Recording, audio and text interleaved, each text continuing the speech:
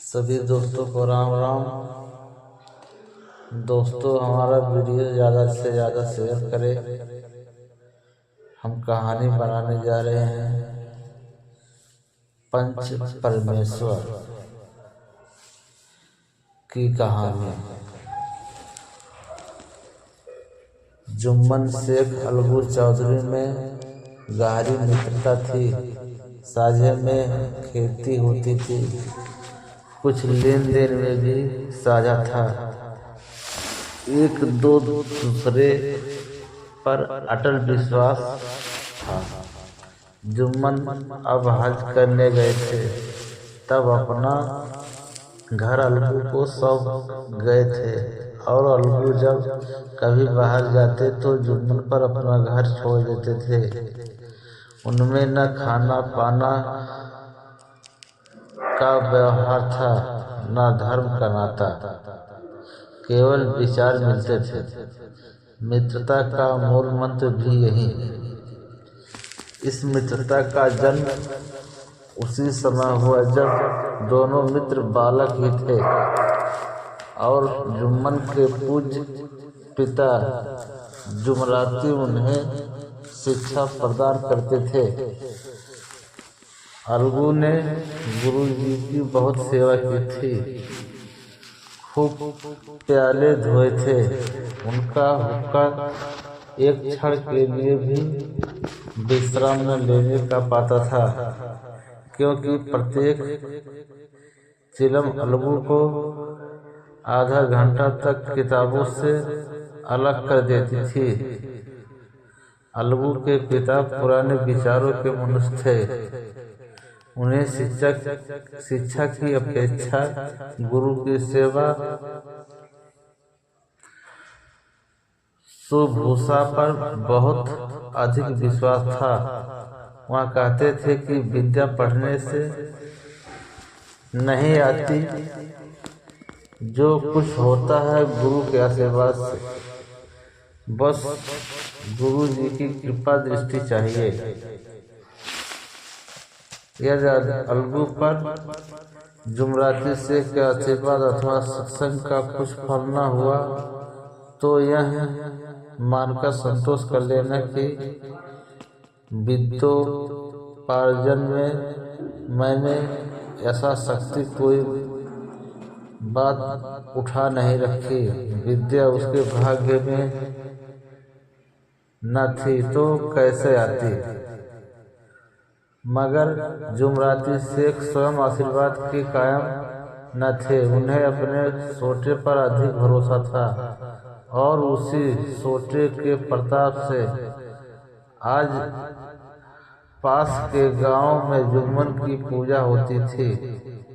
उनके लिखे हुए रेहननामे या बैनामे पर कचहरी का मुहर्रिर भी कदम न उठा सकता था। हल्के का डाकिया, कांस्टेबल और तहसील का चपरासी सब उनकी कृपा की आकांक्षा रखते थे। अतः अलगू का मान उनके धन के कारण था, जो जुम्मन शेख अपनी अनमोल विद्या से ही सबके आदर पात्र बने थे। जुम्मन शेख की एक बूढ़ी खाला मौसी थी। उसके पास कुछ थोड़ी सी मिल्कियत थी, परंतु उसके निकट संबंधियों में कोई न था। जुम्मन ने लंबे चौड़े वादे करके यह मिल्कियत अपने नाम लिखवा ली थी। जब तक दान पत्र में रजिस्ट्री न मिली, दान पत्र की रजिस्ट्री न हुई थी, तब तक खाला जान का खूब आदर सत्कार किया। उन्हें खूब स्वादिष्ट पदार्थ खिलाए गए। हलवे पुलाव की बरसात सी की गई। पर रजिस्ट्री की मोहर ने इन खातिरदारियों पर भी मानो मोहर लगा दी। जुम्मन की पत्नी करीमन रोटियों के साथ कड़वी बातों के कुछ तेज तीखे सलान भी देने लगी। जुम्मन शेख भी निठुर हो गए। अब बेचारी खाला जान को प्राय नित्य ही ऐसी बातें सुननी पड़ती थी। बुढ़िया न जाने कब तक जिएगी। 2-3 बीघे ऊपर 2-3 बीघे उसर क्या दे दिया, मानो मोल ले लिया है। बखारी दाल के बिना रोटियां नहीं उतरती। जितना रुपया इसके पेट में झुक चुके उतने से तो अब तक गांव मोल ले लेते। कुछ दिन खाला जान ने सुना और सहा, पर जब न सहा गया तब जुम्मन से शिकायत की। जुम्मन ने स्थानीय कर्मचारी गृह स्वामी के प्रबंधक देना उचित न समझा। कुछ दिन तक और यूं ही रो धोकर काम चलता रहा। अंत में एक दिन खाला ने जुम्मन से कहा, बेटा तुम्हारे साथ मेरा निर्वाह न होगा। तुम मुझे रुपए दे दिया करो, मैं अपना पका कर खा लूंगी। जुम्मन ने घृष्टता के साथ उत्तर दिया, रुपये क्या यहाँ फलते हैं? खाला ने नम्रता से कहा, मुझे कुछ रूखा सूखा चाहिए कि नहीं? जुम्मन ने गंभीर स्वर से जवाब दिया, तो कोई यहाँ थोड़े ही समझा था कि तुम मौत से लड़कर आई हो। खाला बिगड़ गई। उन्होंने पंचायत करने की धमकी दी। जुम्मन हंसे। जिस तरह कोई शिकारी हिरण को जाली की तरफ जाते देखकर मन ही मन हंसता है, वह बोले, हाँ जरूर पंचायत करो, फैसला हो जाए। मुझे भी यह रात दिन की खटखट पसंद नहीं है। पंचायत में किसकी जीत होगी, इस विषय में जुम्मन को कुछ भी संदेह न था। आसपास के गांव में ऐसा कौन था उसके अनुग्रहों का ऋणी न हो? ऐसा कौन था जो उसको शत्रु बनाने का साहस कर सके? किसमें इतना बल था जो उसका सामना कर सके? आसमान के फरिश्ते तो पंचायत करने आएंगे ही नहीं। इसके बाद कई दिन तक बुढ़ी खाला हाथ में एक लकड़ी लिए आसपास के गांव में दौड़ती रही। कमर झुककर कमान हो गई थी। एक पग चलना दुर्लभ था, मगर बात आ पड़ी थी, उसका निर्णय करना जरूरी था। बिरला ही कोई भला आदमी होगा जिसके सामने बुढ़िया ने दुख के आंसू न बहाए। किसी ने तो यूं ही ऊपरी मन से हूँ हाँ करके टाल दिया, और किसी ने इस अन्याय पर जमाने को गालियां दी। कहा, कब्र में पांव लटके हुए हैं, आज मरे कल दूसरा दिन पर हवस नहीं मानती। अब तुम्हें क्या चाहिए? रोटी खाओ और अल्लाह का नाम लो। तुम्हें अब खेती बाड़ी से क्या काम? कुछ ऐसे सज्जन भी थे जिन्हें हंस रस के रसास्वाद का अच्छा अवसर मिला। झुकी हुई कमर, पोपला मुंह, सनके से बाल, इतनी सामग्री एकत्र हो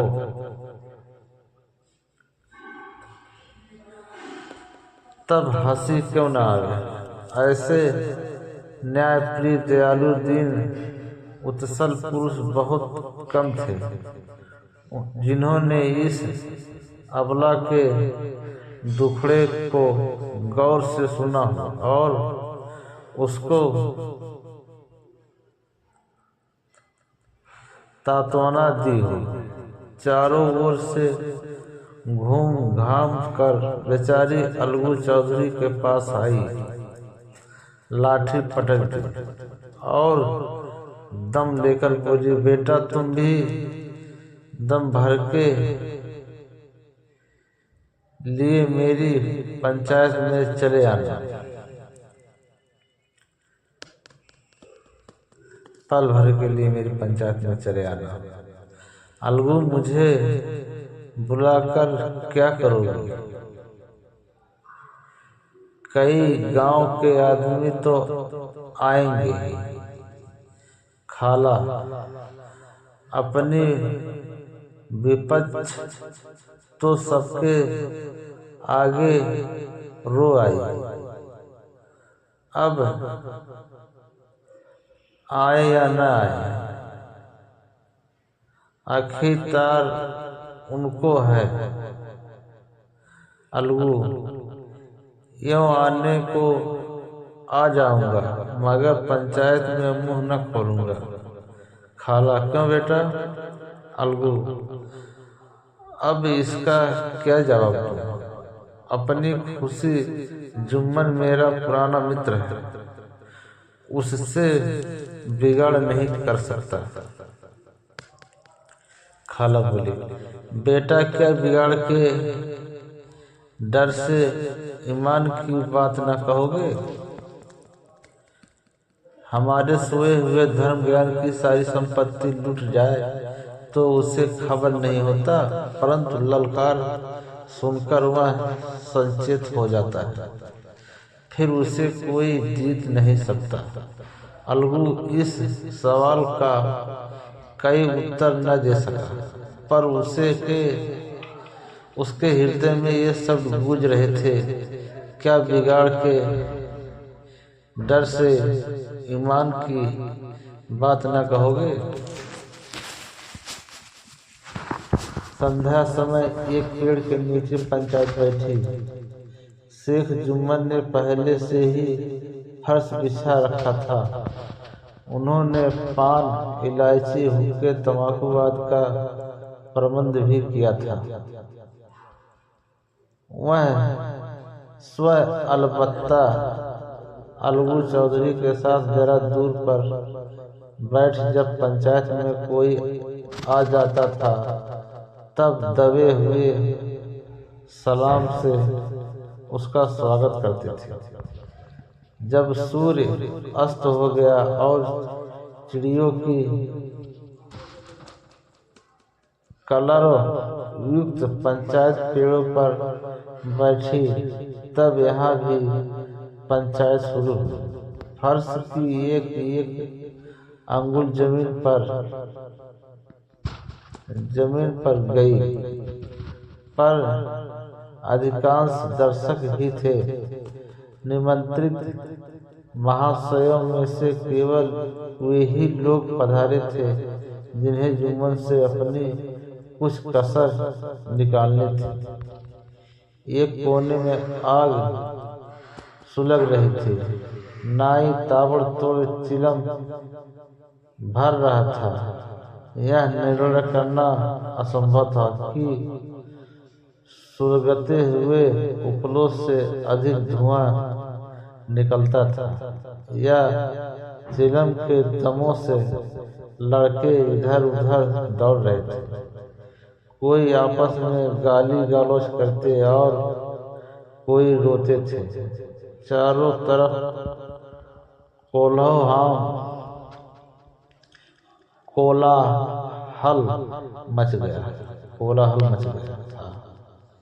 कोलाहल मच गया था। गांव के कुत्ते इस जमा को भोज समझकर झुंड के झुंड जमा हो गए थे। पंच लोग बैठ गए तो बूढ़ी खाला ने उनसे विनती की, पंचों, आज 3 साल हुए मैंने अपनी सारी जायदाद अपने भांजे जुम्मन के नाम लिख दी। इसे आप लोग जानते ही होंगे। जुम्मन ने मुझे ता हयात रोटी कपड़ा देना कबूल किया। साल भर तो मैंने इसके साथ रो धोकर काटा, पर अब रात दिन का रोना नहीं सहा जाता। मुझे न पेट की रोटी मिलती है न तन का कपड़ा। बेकस बेवा कचहरी दरबार नहीं कर सकते। तुम्हारे सिवा और किसको अपना दुख सुनाऊं? तुम लोग जो राह निकाल दो उसी राह पर चलो। अगर मुझ में कोई ऐब दिखे तो मेरे मुंह पर थप्पड़ मारे।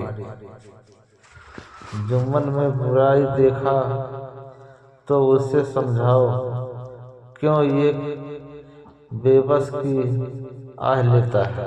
मैं पंचों का हुक्म सिर माथे पर चढ़ाऊंगा।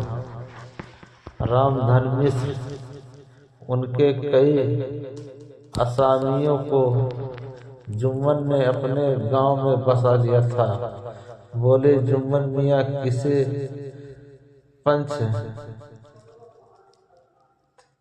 पंच बनते हो?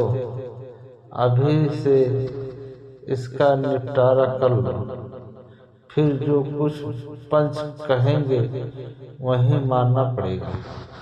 जुम्मन को इस समय सदस्यों में विशेषकर वही लोग दिख पड़े जिनसे किसी न किसी कारण उनका बेमंस था।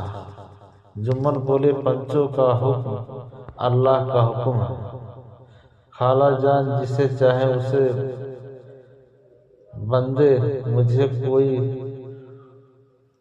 उर्ज नहीं है।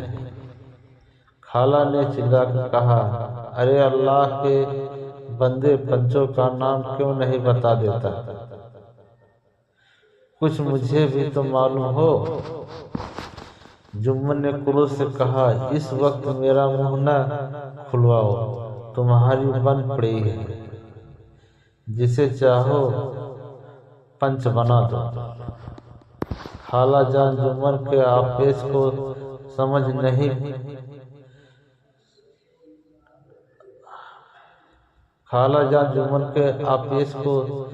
गई।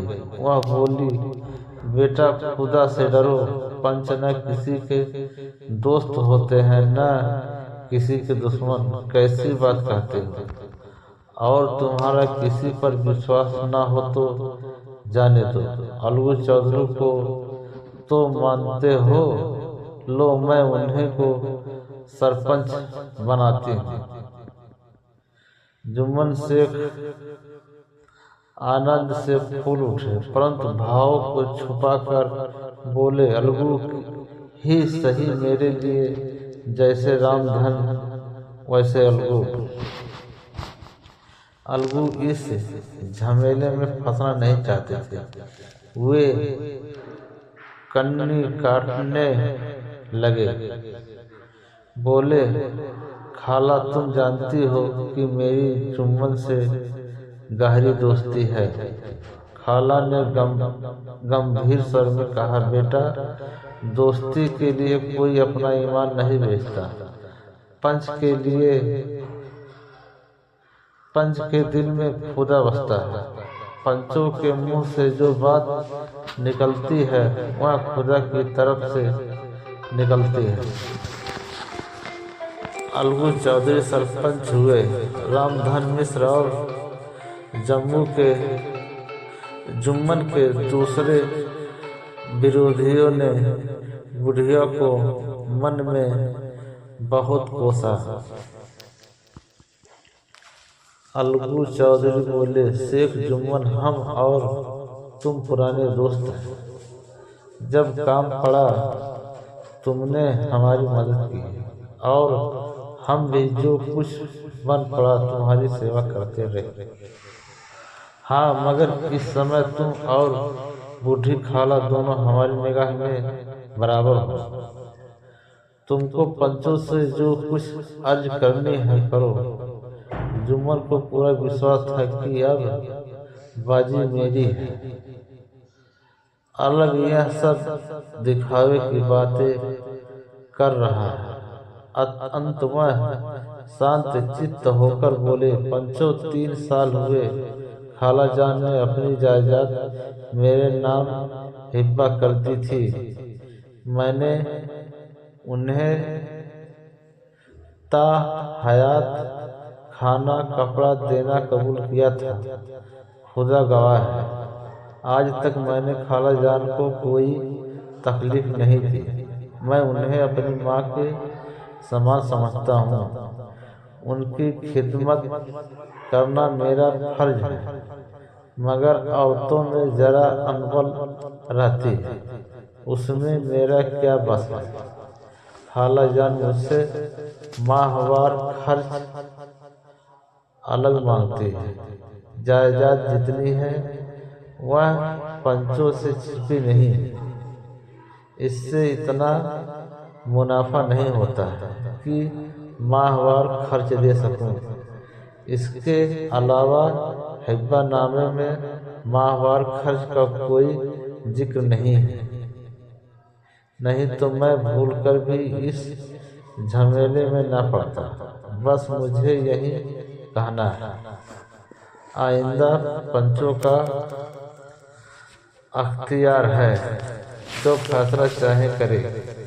अलगू चौधरी को हमेशा कचहरी से काम पड़ता था। अंत वह पूरा कानूनी आदमी था। उसने जुम्मन के जिरह शुरू की।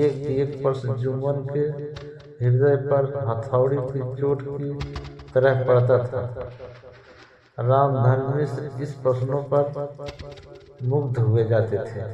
जुम्मन चकित थे कि अलगू को क्या हो गया।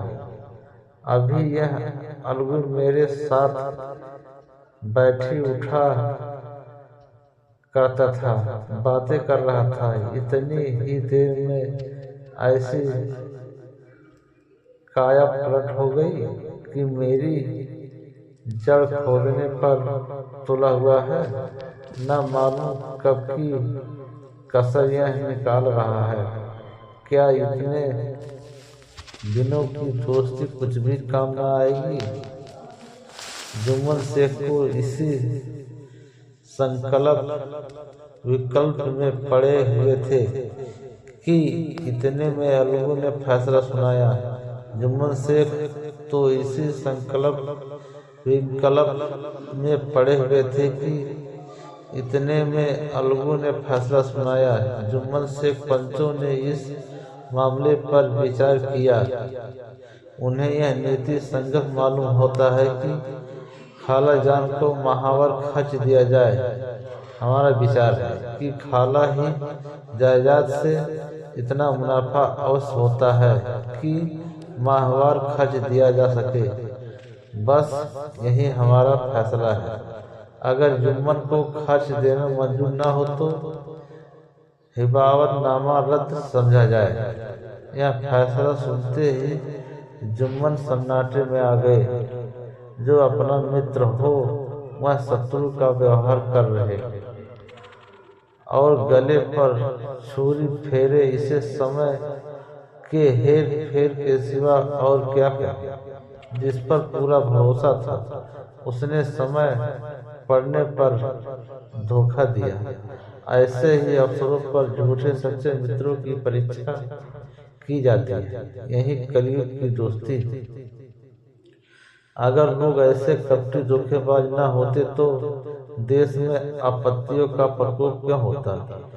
यह हैजा प्लेग आदि व्याधिया दुष्कर्मों के ही दंड। मगर रामधन मिश्र और अन्य पंच अलगू चौधरी की इस नीति परायणता को प्रशंसा जी खोलकर कर रहे थे। वे कहते थे, इसका नाम पंचायत है, दूध का दूध और पानी का पानी कर दिया, दोस्ती दोस्ती की जगह, किंतु धर्म का पालन करना मुख्य है। ऐसे ही सत्यवादियों के बल पर पृथ्वी ठहरी है, नहीं तो वह कब की रसातल को चली जाती।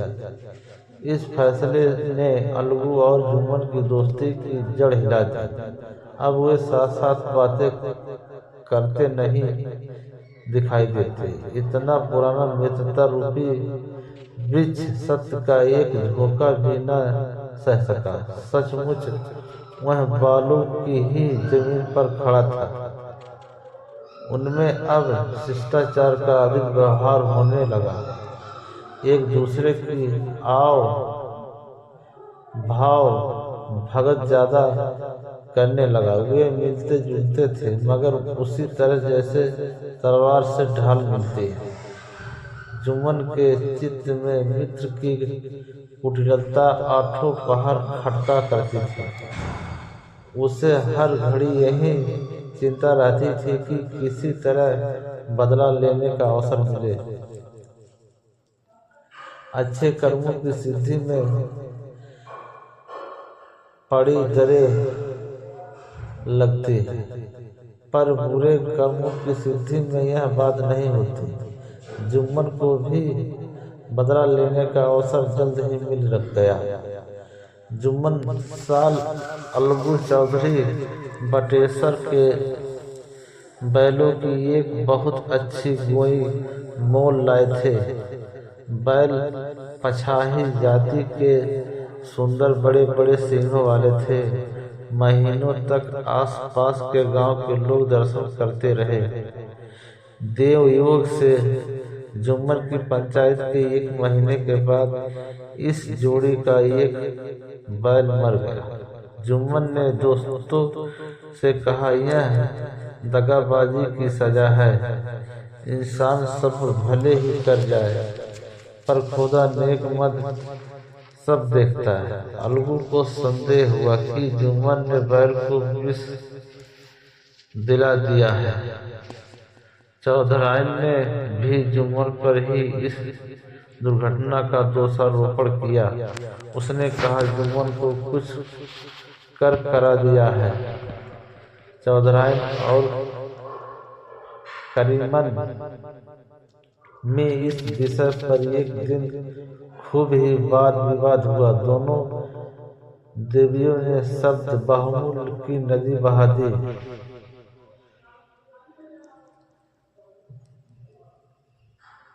और उपमा आदि अलंकारों में बातें हुई।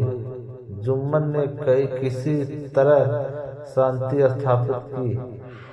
उन्होंने अपनी पत्नी को डांट डपट कर समझा दिया। वह उसे उस रणभूमि से हटा भी ले गए। उधर अलगू चौधरी ने समझाने बुझाने का काम अपने तर्कपूर्ण सोटे से किया। अब अकेला बैल किस काम का? उसका जोड़ा बहुत ढूंढा गया, पर न मिला। निदान यह सलाह ठहरी कि इसे बेच डालना चाहिए। गांव में एक समझू साहू थे। वह इक्का गाड़ी हाँकते थे। गांव के गुड़ घी लादकर मंडी ले जाते थे। मंडी से तेल नमक भर लाते और गांव में बेचते। इस बैल पर उनका मन लहराया। उन्होंने सोचा, यह बैल हाथ लगे तो दिन भर में बेखट के 3 खेप हो जाएंगे। आजकल तो एक ही खेत में लाले पड़े रहते हैं। बैल देखा गाड़ी में दौड़ाएगा, बाल भौरी की पहचान कराई, मोल तौल किया और उसे लाकर द्वार पर बांध ही दिया। 1 महीने में दाम चुकाने का वादा किया। चौधरी को भी गरज थी कि घाटे की परवाह नहीं। समझू साहू ने नया बैल पाया तो लगे उसे रगेदने। वह दिन में 3-3, 4-4 खेपे करने लगे। न चारे की फिक्र थी न पानी की, बस खेपों से काम था। मंडी ले गए, वहाँ कुछ सूखा भूसा सामने डाल दिया। बेचारा जानवर अभी दम भी न लेने पाया था कि फिर जोत दिया। अलगू चौधरी के घर था तो चैन की बंसी बजती थी। बैलराम छठे छमाहे कभी बाहली में जोते जाते थे, खूब उछलते कूदते थे और कोसों तक दौड़ते चले जाते थे। वहाँ बैलराम का रातिब था। साफ पानी दली हुई अरहर की दाल और भूसे के साथ खली और यही नहीं, कभी कभी घी का स्वाद भी चखने को मिल जाता था। शाम सवेरे एक आदमी खरहरे करता, पोंछता और सहलाता था। कहाँ वह सुख चैन, कहाँ यह आठों पहर, कहीं खपत महीने भर ही में वह पिस सा गया। इक्के का यह जुआ देखते ही उसका लहू सूख जाता। एक एक पग चलना दुर्लभ था, हड्डियां निकल आई थी, पर वह पानीदार मार की बर्दाश्त न थी। एक दिन चौथी खेत में साहू जी ने धूना बोझ लादा। दिन भर का थका जानवर पैर न उठते थे, पर साहू जी कोड़े फटकारने लगे। बस फिर क्या था, बैल कलेजा तोड़ का चला, कुछ दूर दौड़ा और चाहा कि जरा दम ले लो, पर साहू को जल्द पहुंचने की फिक्र थी। अंत में उन्होंने कई कोड़े बड़ी निर्दया से फटकारे। बैल ने एक बार फिर जोर लगाया, पर अब की बार शक्ति ने जवाब दे दिया। वह धरती पर गिर पड़ा और ऐसा गिरा कि फिर न उठा।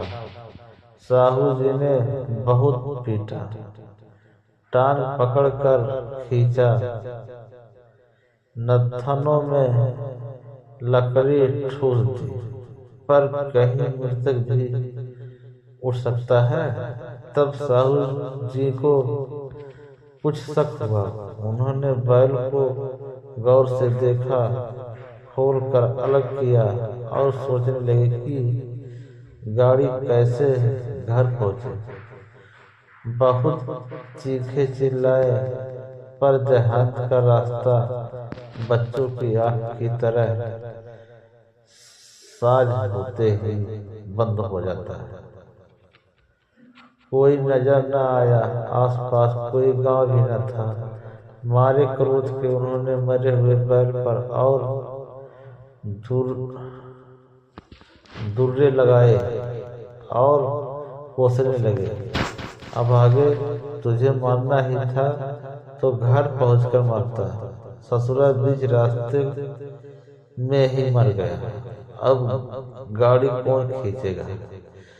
इस तरह साहू जी खूब जले भुने कई बोरे गुड़ और कई पीपे घी उन्होंने बेचे थे।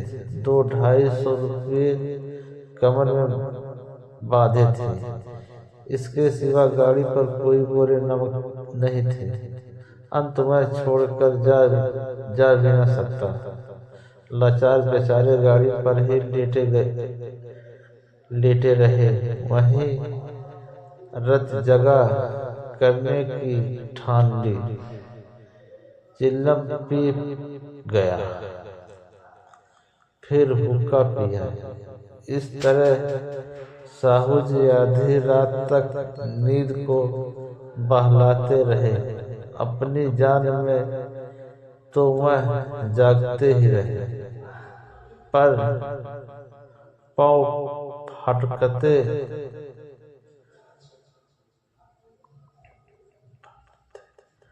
फटते ही जो नींद टूटी और कमर पर हाथ रखा तो थैली गायब। घबरा कर इधर उधर देखा तो कई कनस्तर तेल भी नदारत। अफसोस में बेचारे ने सिर पीट लिया और पछाड़ खाने लगा। प्रातः काल रोते बिलखते घर पहुंचे। सहुआइन ने जब यह बुरी सुनावनी सुनी तब पहले तो रोई, फिर अलगू चौधरी को गालियां देने लगे। निगोड़े ने ऐसा कुलच्छनी बैल दिया कि जन्म भर की कमाई लूट गई। इस घटना को हुए कई महीने बीत गए। अलगू जब अपने बैल के दाम मांगते तब साहू और सहुआइन दोनों ही झल्लाए हुए कुत्ते की तरह चढ़ बैठते और अंड बंड बकने लगते। वह यहाँ तो सारे जन्म की कमाई लूट गई, सत्यानाश हो गया। उन्हें दामों की पड़ी। मुर्दा बैल दिया था, उस पर दाम मांगने चले हैं। आंखों में धूल झोंक दी। सत्यानाशी बैल गले बांध दिया। हमें निरा पोंगा ही समझ लिया है। हम भी बनिए के बच्चे हैं। ऐसे बुद्धू कहीं और होंगे। पहले जाकर किसी गड्ढे में मुंह धो आओ, तब दाम लेना। ना जी मानता हो तो हमारा बैल खोल ले जाओ। महीना भर के बदले 2 महीने जोत लो। और क्या लोगे। चौधरी ने अशुभ चिंतकों की कमी न थी। ऐसे अवसर पर वे भी एकत्र हो जाते और साहू जी के बराने की पुष्टि करते, परंतु 150 रुपये से इस तरह हाथ धो लेना आसान न था। एक बार वह भी गर्म पड़े। साहू जी बिगड़कर लाठी ढूंढने घर चले गए।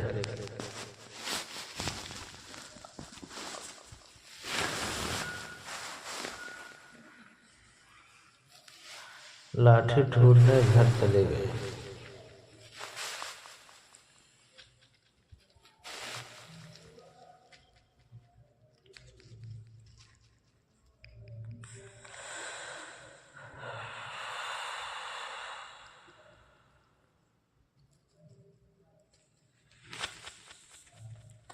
अब सहुआइन ने मैदान लिया।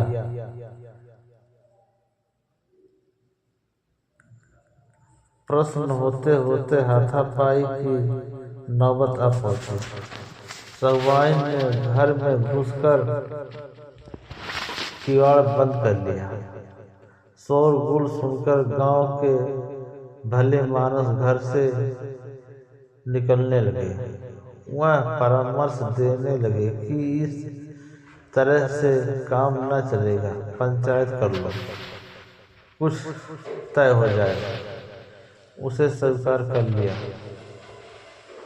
साहू जी राजी हो गए। अलगू ने भी हामी भर ली। पंचायत की तैयारियां होने लगी। दोनों पक्षों ने अपने अपने दल बनाने शुरू किए। इसके बाद तीसरे दिन उसी वृक्ष के नीचे पंचायत बैठी। वहीं संध्या का समय था। खेतों में कौवे पंचायत कर रहे थे। विवादग्रस्त विषय था यह कि मटर की फलियों पर उनका कोई अस्तित्व है या नहीं, और जब तक यह प्रश्न हल न हो जाए तब तक वो रखवाले की पुकार पर अपनी अप्रसन्नता प्रकट करना आवश्यक समझते थे। पेड़ की डालियों पर बैठी सुख मंडली में वह प्रश्न छिड़ा हुआ था कि मनुष्यों को उन्हें वैसी रोबत कहने का क्या अधिकार है, जब उन्हें स्वयं अपने मित्रों से दंगा करने में भी संकोच नहीं होता। पंचायत बैठ गई तो रामधन ने कहा, अब देरी क्या है, पंचों का चुनाव हो जाना चाहिए। बोलो चौधरी, किस किस को पंच बनाते हो? अलगू ने दीन भाव से कहा, समझू साहू ही चुन ले। समझू खड़े हुए और कड़कर बोले, मेरी ओर से जुम्मन शेख। जुम्मन का नाम सुनते ही अलगू चौधरी का कलेजा धक धक करने लगा, मानो किसी ने अचानक थप्पड़ मार दिया। रामधन अलगू के मित्र थे। वह बात को ताड़ गए। पूछा, क्यों चौधरी, तुम्हें कोई कष्ट है क्या? चौधरी ने निराश होकर कहा, नहीं, मुझे क्या कष्ट होगा। अपने उत्तराधिकारी का ज्ञान बहुधा हमारे संकुचित व्यवहारों का सुधारक होता है। जब हम राय भूलकर भटकने लगते हैं तब यही ज्ञान हमारा विश्वसनीय पथ प्रदर्शक बन जाता है। पत्र संपादक अपनी शांति कुटी में बैठा हुआ कितनी धृष्टता और स्वतंत्रता के साथ अपनी प्रबल लेखनी से मंत्रिमंडल पर आक्रमण करता है, परंतु ऐसे अवसर आते हैं जब स्वयं मंत्रिमंडल में सम्मानित होता है। मंडल के भवन में पग धरते ही उसकी लेखनी कितनी मर्मज्ञ, कितनी विचारशील, कितनी न्यायपरायण हो जाती है। इसका कारण उत्तरदायित्व का ज्ञान है। नवयुवक युवावस्था में कितना उद्दंड रहता है, माता पिता उसकी ओर से कितनी चिंतित रहते हैं।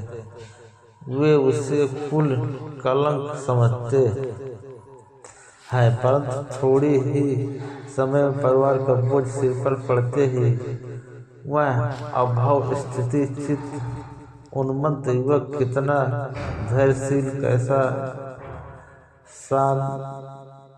शांत चित्त हो जाता है। यह भी उत्तरदायित्व के ज्ञान का फल है। जुम्मन शेख के मन में भी सरपंच का उच्च स्थान ग्रहण करते ही अपनी जिम्मेदारी का भाव पैदा किया। उसने सोचा, मैं इस वक्त न्याय और धर्म के सर्वोच्च आसन पर बैठा हूँ। मेरे मुंह से इस समय जो कुछ निकलेगा वह देववाड़ी के सदृश है और देववाड़ी में मेरे मनोविकारों का कदाप समावेश न होगा।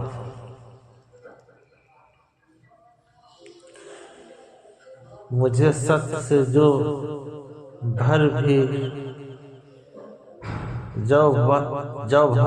टलना उचित नहीं होगा। पंचों ने दोनों पक्षों से सवाल जवाब करने शुरू किए। बहुत देर तक दोनों दल अपने अपने पक्ष का समर्थन करते रहे। इस विषय में तो सब सहमत थे कि समझू को बैल का मूल्य देना चाहिए, परंतु वो महाशय इस कारण रियायत करना चाहते थे कि बैल के मर जाने से समझू को हानि हुई। इसके प्रतिकूल दो शब्द मूल के अतिरिक्त समझू को दंड भी देना चाहते हैं, जिससे कि फिर किसी को पशुओं के साथ ऐसी निर्दयता करने का साहस न हो। अंत में जुम्मन ने फैसला सुनाया। अलगू चौधरी और समझू साहू पंचों ने तुम्हारे मामले पर अच्छी तरह विचार किया। समझू को उचित है कि बैल का पूरा दाम दे। जिस वक्त उन्होंने बैल लिया उसे कोई बीमारी न थी। अगर उसी समय दाम दे दिए जाते तो आज समझू उसे फेरे लेने का आग्रह न करते। बैल की मृत्यु केवल इस कारण हुई कि उससे बड़ा कठिन प्रसंग लिया गया और उसके दाने चारे का कोई प्रबंध न किया गया। रामधन मिश्र बोले, समझू ने बैल को जानबूझकर मारा है, अंत में उससे दंड लेना चाहिए। जुम्मन बोले, यह दूसरा सवाल है, हमको इससे कोई मतलब नहीं। झगड़ू साहू ने कहा, समझू के साथ कुछ रियायत होनी चाहिए। जुम्मन बोले, यह अलगू चौधरी की इच्छा पर निर्भर है। यह रियायत करे तो उनकी भलमनसी। अलगू चौधरी फूले न समाये, उठ खड़ा हुए और जोर से बोले, पंच परमेश्वर की जय। इसके साथ ही चारों ओर से प्रतिध्वनि हुई, पंच परमेश्वर की जय। यह मनुष्य का काम नहीं, पंच में परमेश्वर वास करते हैं, यह उन्हीं की महिमा है। पंच के सामने खोटे को कौन खरा कह सकता है। थोड़ी देर बाद जुम्मन अलगू के पास आए और उनके गले लिपट कर बोले, भैया, जब से तुमने मेरी पंचायत की तब से मैं तुम्हारा प्राण घातक शत्रु बन गया था, पर आज मुझे ज्ञात हुआ कि पंच के पद पर बैठ कर न कोई किसी का दोस्त है न दुश्मन। न्याय के सिवा उसे और कुछ नहीं सूझता। आज मुझे विश्वास हो गया कि पंच की जुबान से खुदा बोलता है। अलगू रोने लगे। इस पानी से दोनों ने दिलों का मैल धुल गया। मित्रता की मुरझाई हुई लता फिर हरी भरी हो गई। दोस्तों, वीडियो को ज़्यादा से ज़्यादा शेयर करें और कमेंट करें। बताएं वीडियो कहाँ से देख रहे हैं। जय श्री कृष्ण।